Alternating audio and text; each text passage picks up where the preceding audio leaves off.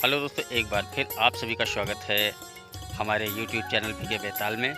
और मैं इस समय हूँ अपने खेत में, आ गया हूँ अपने गांव बिदौरा। उम्मीद करते हैं कि आप लोग भी कुशल मंगल से होंगे। ये मेरा पीछे धान का जो है खेत है, इसमें खाद वगैरह डलवानी थी तो सोचे डलवा दें। वैसे ही लेट हो गया है, 15 दिन के बाद खाद पड़नी चाहिए। आज 1 महीने से ज़्यादा हो रहा है। वैसे तो मैं 3 तारीख को आ गया था यहाँ पे।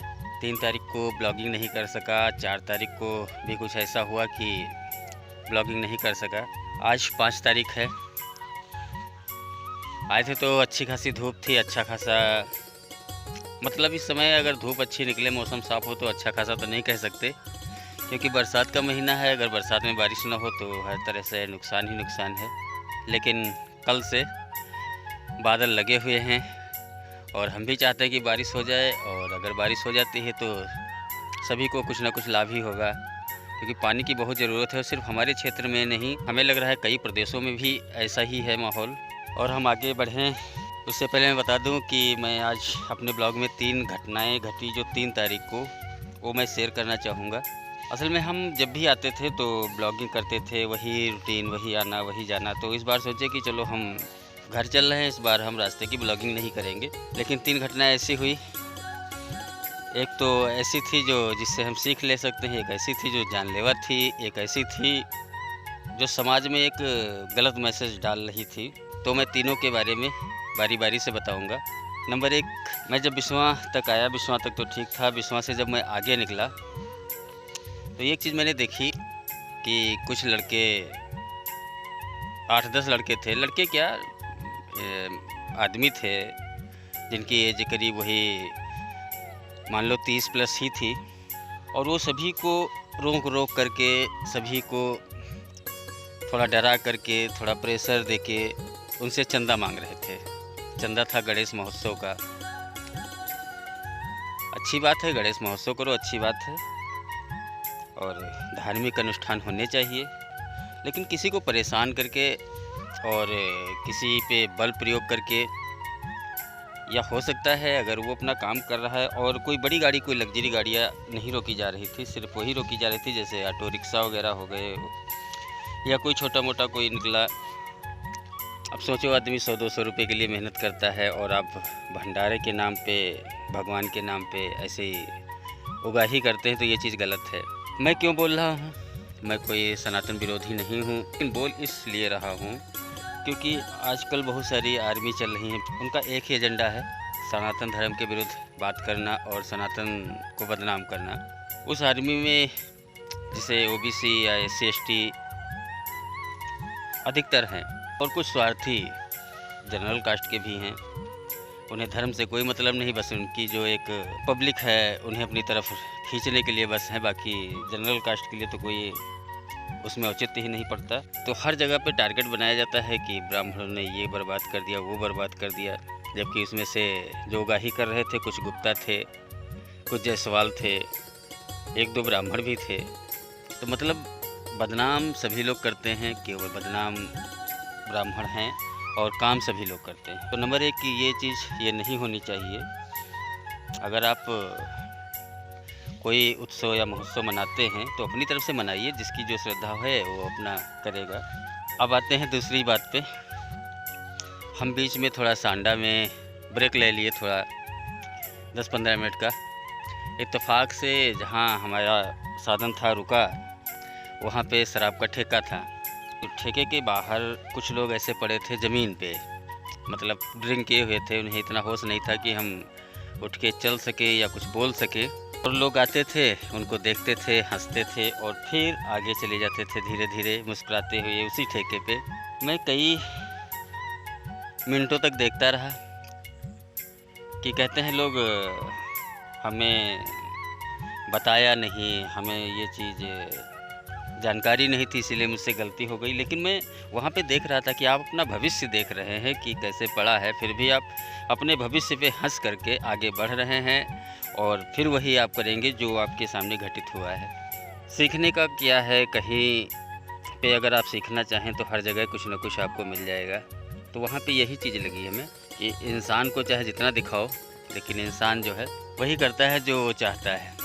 ये तो थी एक हंसने वाली भी बात और देखा जाए तो कुछ सीख लेने वाली भी बात थी। अब मैं लास्ट में आता हूँ। मैं अपने गांव के नज़दीक पहुँच गया था।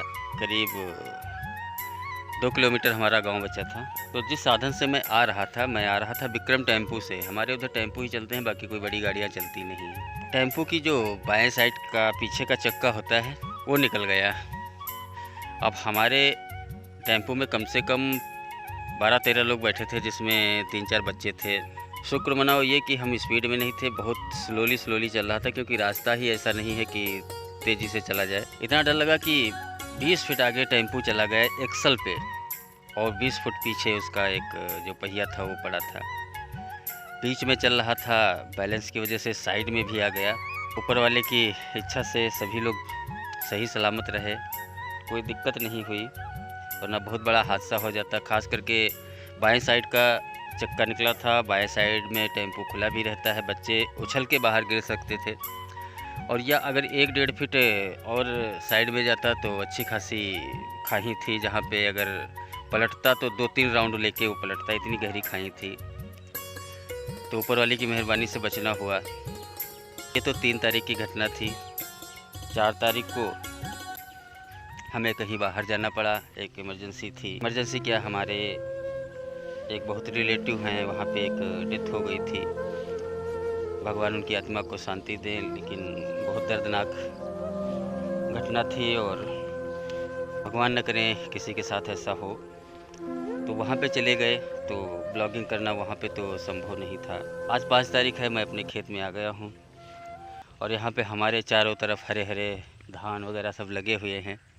और ये जो हमारे पीछे आप देख रहे हैं, ये वाला धान जिसमें चावल निकल आए हैं, और इसमें एक अलग ही खुशबू है, एक अलग ही वैरायटी है। ये कोई शायद बासमती टाइप धान है और एक हमारा धान है, तो ये निकलने का नाम ही नहीं ले रहा है। लेकिन चलो, हम यहाँ हैं नहीं, जिनका वो खेत है वो अच्छी तरह से केयर कर रहे हैं, वो दूसरे-तीसरे दिन देखने भी आ रहे हैं। और एक हम हैं जो 1 महीने बाद आए हैं, 1 महीने बाद फिर आएंगे। तो जब तक हम यहाँ नहीं रहते हैं तो लाजमी है कि खेती में थोड़ा नुकसान होगा, लेकिन अब शुरुआत किए हैं तो नुकसान ही कुछ साल सही, तो ऐसे ही चलता रहेगा। तो हमारे खेत में लमसम आधे खेत में खाद पड़ चुकी है और आज कुछ दिखाने के लिए नहीं है। मैं कल से कोशिश करूँगा कि यहाँ पे आपको जो हमारे गांव के इर्द गिर्द में जो भी है उसके बारे में आपको दिखाऊं, कुछ बताऊं। तो मैं बस अपने 3 दिन का जो हमारी दिनचर्या रही उसके बारे में शेयर किए हूँ। तो फिलहाल आज का हमारा काम लमसम पूरा हो रहा है। अब थोड़ा अंदर चल के धान देख लें, फिर मिलते हैं। और आज मैं लेके आप लोगों को चल रहा हूँ अपने खेत के पूर्वी छोर पे। वैसे मैं जब से ब्लॉगिंग कर रहा हूँ शायद यहाँ अपनी मेड़ देखने नहीं आया, कहाँ पे है कहाँ पे है।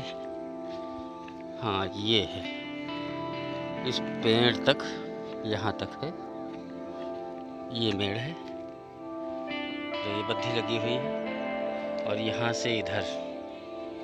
और ये हम खेत अपना जो है दिए हुए हैं ठेके पे, तो इसमें तो लोग अपना जो है चारा वगैरह बोते हैं। और अभी नीचे जो है वो सामने जो धान हल्का हल्का दिख रहा है, वहाँ पे अपने धान लगे हुए हैं। ये सब खाली इधर पड़ा हुआ है खेत, और ये जहाँ बड़े बड़े पेड़ लगे हुए हैं वहाँ तक उधर भी है। और ये लगी हुई है तिल्ली, ये तिल्ली से तेल निकलता है जो बोलते हैं तिल का तेल। तो मैं अपना खेत वगैरह तो टहल लिए हूँ और खाद भी लमसम पड़ चुकी है। 1 घंटा हमें हो चुका है यहाँ पे आए हुए। तो आज अपनी वीडियो को मैं यहीं पे समाप्त करता हूँ। नेक्स्ट मॉर्निंग में मैं फिर आपके साथ आऊँगा। उम्मीद करते हैं कि आप लोगों को मेरा वीडियो पसंद आए। अगर पसंद आ रहा है तो लाइक, शेयर और सब्सक्राइब ज़रूर करिएगा। फिर मिलते हैं आप सभी को नए ब्लॉग में। तब तक के लिए जय हिंद, जय भारत। जो कह दो तो आज की